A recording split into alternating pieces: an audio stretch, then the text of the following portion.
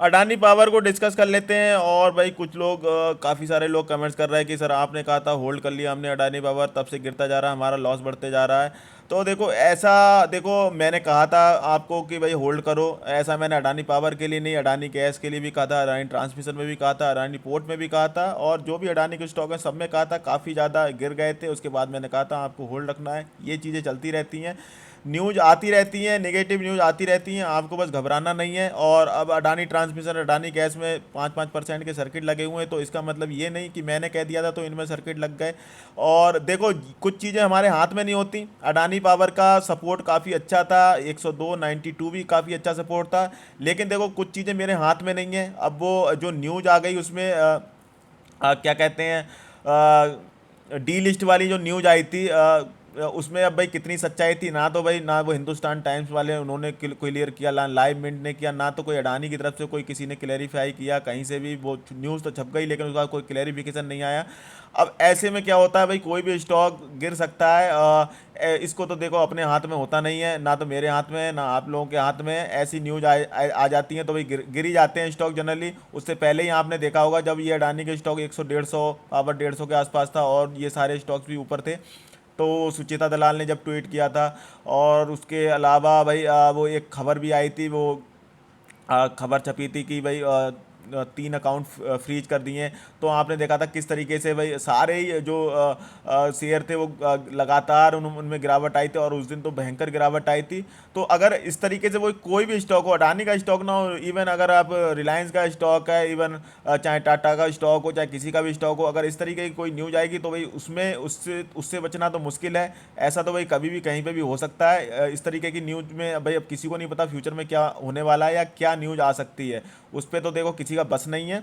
और जब भी मैंने कहा था, जब 92 से नीचे चला गया था, मैंने कहा वेट एंड वॉच अब करना है, क्योंकि जब तक न्यूज़ में क्लियरिटी नहीं आती है तब तक तो भाई मैं बिल्कुल भी नहीं करने जा रहा। इसको भाई फॉलिंग कैचिंग नाइफ की तरह नहीं जा रहा हूँ भाई, कैचिंग फॉलिंग नाइफ तो उस तरीके से नहीं जाना है।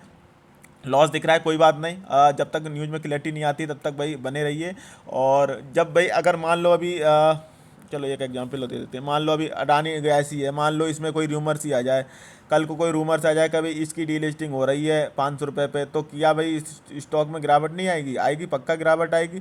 तो इस तरीके से तो देखो भाई जो भी मैंने कहा था वो मैंने आपको पहले ही बता रखा है कि भाई होल्ड करने के लिए मैंने कहा था। मैं कभी भी अपनी बात से ये तो नहीं कहता कि भाई हाँ मैंने कहा था नहीं कहा था, जो भी बताया था वो वैसा मैंने आपको बिल्कुल क्लियर बता देता हूँ। अब अगर क्लियरिटी भाई उधर से ही नहीं आ रही है, जो जिनमें हमने इन्वेस्ट कर रखा है, जो भाई ग्रुप के मालिक हैं वो कोई क्लियरिटी नहीं दे रहे हैं, कोई न्यूज़ चैनल बड़े बड़े हैं वो कुछ बुला के नहीं भाई क्लियर करवा रहे हैं, ना कोई बड़े बड़े भाई और भी हैं। तो इस तरीके से भाई चल रहा है सब गोलमाल करके, तो अब क्या कर सकते हैं भाई इसमें। हम तो भाई देखो मैंने तो आपको बता दिया, न्यूज़ में क्लियरिटी नहीं आई तब तक भाई होल्ड कर लो, और क्लियरिटी आ जाएगी तब भाई देखेंगे इसको।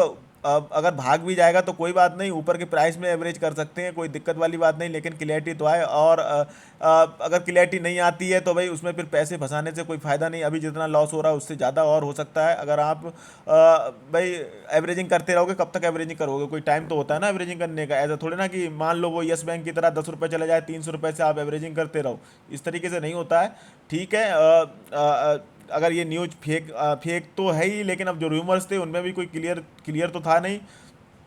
लेकिन कोई ना कोई अगर भाई एक प्रेस कॉन्फ्रेंस हो जाती या कुछ भी भाई ये स्टेटमेंट दे देते कि भाई हाँ इस तरीके से ऐसा कोई भी नहीं है, तो भाई जो इन्वेस्टर हैं उनका बिलीव आता है, वो भाई ऐसे अफरा तफरी नहीं करते हैं। और स्टॉक में देखो आपके सामने ही हो रहा है, अफरा तफरी मची रह गई। बाकी आप देखोगे कोई स्टॉक में इतनी अफरा तफरी मची नहीं किसी में। अडानी ग्रीन हो गया, चाहे एंटरप्राइजेज है, अडानी पोर्ट में भी कोई ऐसा नहीं है, ट्रांसमिशन और इनमें लगे ही हैं अपर सर्किट।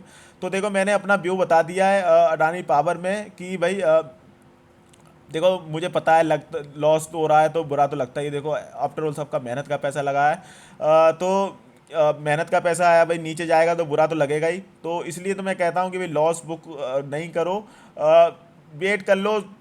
टाइम लग सकता है, हो सकता है भाई टाइम लगे, लेकिन ऊपर आ जाएंगे तब भाई अपने आप पासली प्रॉफिट बुक कर लेना। चाहें चाहें तो भाई पासली कर लेना, चाहें अपना भाई पूरा प्रॉफिट बुक कर सकते हो। और दो जब इनमें अगर तेज़ी आएगी, जैसे अभी अगर गैस या ट्रांसमिशन में आई है, उस समय भाई वो लोग इसके पीछे भागेंगे, लोग कहेंगे बहुत ही बढ़िया स्टॉक है। तो इस तरीके से चीज़ें चेंज होते हुए देर नहीं लगता है, टाइम नहीं लगता है। परसेप्शन बदलते रहते हैं स्टॉक के ऊपर, और टाइम के साथ है ये सब।